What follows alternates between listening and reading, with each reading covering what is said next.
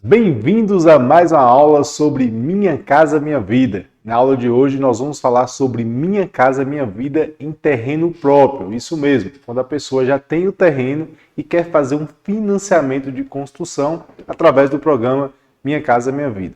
E o Minha Casa Minha Vida em terreno próprio tem algumas regras específicas que você precisa se atentar para atender bem o seu cliente, para saber qual é a melhor forma do seu cliente conseguir todo o recurso que ele tem direito na Caixa. E às vezes, por falta de informação, você acaba perdendo dinheiro, o seu cliente acaba perdendo dinheiro, não consegue captar esse dinheiro todo aí que ele tem direito. Nós sabemos que a Caixa financia até 80% do valor da proposta. Isso se seu cliente ele tem capacidade de pagamento. Por exemplo, se a gente pega um Minha Casa Minha Vida de 190 mil, calculando aqui, a Caixa vai financiar até 80% de 190 mil, 152 mil. A Caixa vai financiar 152 mil e aí tem subsídio. Se seu cliente for utilizar o FGTS, ele pode completar aí para chegar aos 190 mil. Se for Minha Casa Minha Vida de 350 mil, a Caixa vai financiar até 280 mil. Então, isso aí é a cota máxima de financiamento dentro do programa Minha Casa Minha Vida, que seu cliente vai ter direito a depender da renda, tá, pessoal? Então, por exemplo, para você financiar 280 mil na Caixa, que é o novo Minha Casa Minha Vida, o novo teto, o seu cliente ele precisa ter uma renda familiar de R$ 7.500 para financiar aí 280 mil, já é um valor maior. Para você financiar aí os 80% da cota de 190, do teto de 190, seu cliente vai precisar de uma renda em torno de 2 salários mínimos. Então, é assim que funciona o Minha Casa Minha Vida, se for a aquisição de terreno e construção, se você for fazer um processo para compra de terreno e construção. Mas quando é em terreno próprio, a coisa muda. Eu vou trazer um exemplo para vocês aqui para ficar mais didático. Suponha que seu cliente já tem um terreno aí, avaliado aí a preço de mercado, que esse terreno vale, um bairro periférico, 35 mil. E que na cidade que você está trabalhando, esse teto é de 190 mil. O que acontece? Agora eu vou apresentar para a Caixa uma proposta de 190 mil, porém, o meu cliente já tem um terreno. É um processo de construção em terreno próprio. O que vai acontecer? Eu vou pegar o valor do terreno, vou subtrair 190 mil menos 35, vai ficar o quê? 155.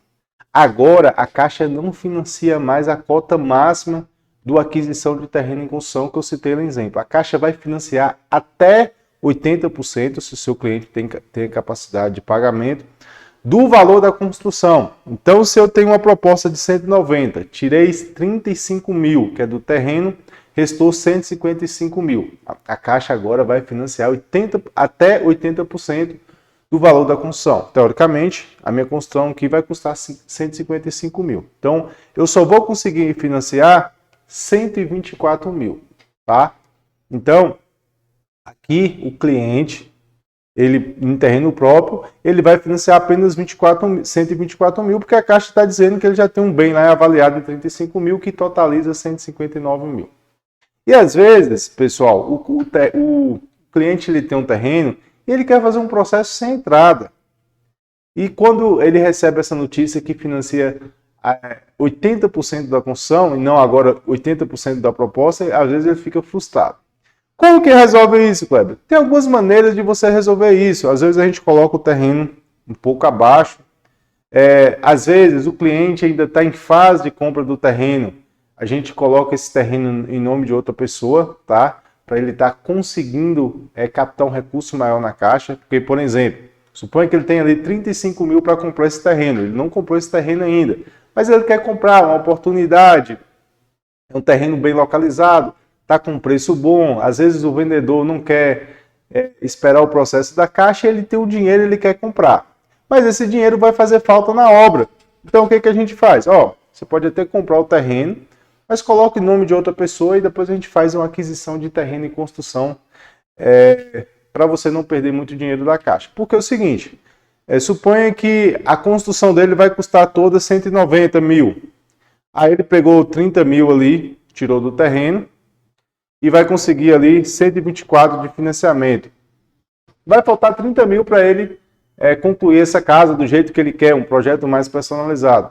E às vezes você fazendo esse processo, ele consegue lá 152 na Caixa, não estou nem considerando subsídio aqui, mais 35 que ele tem para comprar o terreno, 187. E aí fica faltando o quê? Apenas R$3.000. Então é assim que funciona.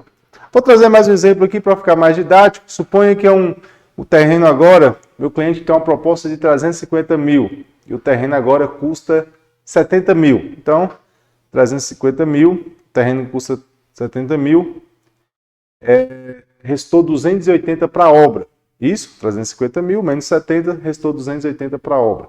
Então a Caixa vai financiar até 80% desse 280, que é o que? 224. Lá na aquisição de terreno e construção que eu citei antes, esse cliente conseguiria quanto? Ele conseguiria, se ele tiver uma renda de 7.500, até 280 mil. Aqui não, ele baixou para 224 mil. Então, você precisa se atentar a esses detalhes, tá, pessoal? Isso aí, às vezes, acaba frustrando o cliente.